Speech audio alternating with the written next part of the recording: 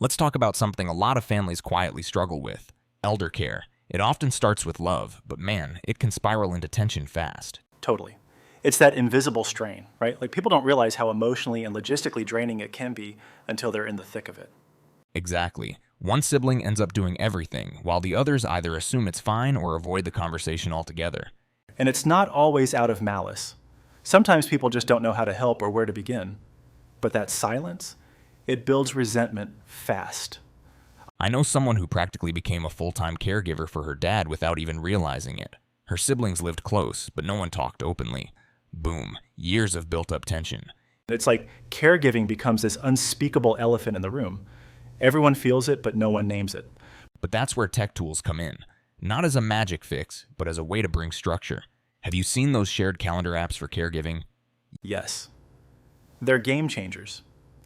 When you can visually assign tasks, doctor visits, pharmacy runs, even weekly check-ins, it cuts the guesswork. It becomes a family project, not one person's burden. And just having transparency can change everything. If you know your brother handled mom's appointments this week, maybe you take care of groceries. It's collaborative.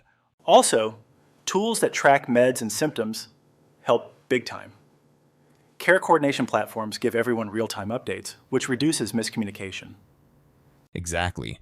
And once you move out of WhatsApp chaos into a dedicated space, things feel less like a crisis and more like a system. That's a great point. Emotional tension often stems from not knowing what's going on. Information gaps, as anxiety plus assumptions. And then there's guilt. If you're far away or have kids of your own, guilt kicks in hard.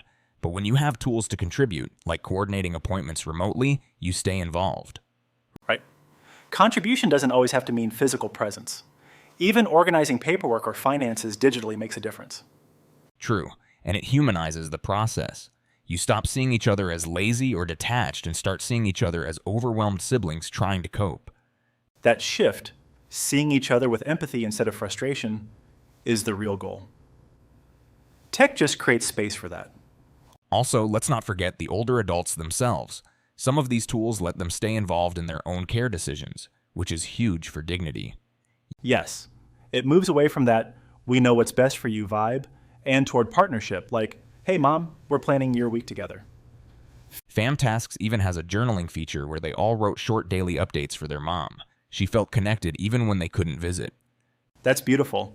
Small things like that build emotional bridges, especially when physical ones aren't possible.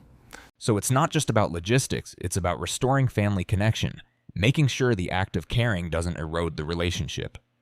Exactly. The caregiving journey is hard, but it doesn't have to be divisive. With the right tools, it can even bring people closer. Let's end on this. What would change if every family approached elder care like a team sport, with roles, rules, and support tools? That's the question, isn't it? Because when families function like a team, harmony isn't a dream. It's just good planning.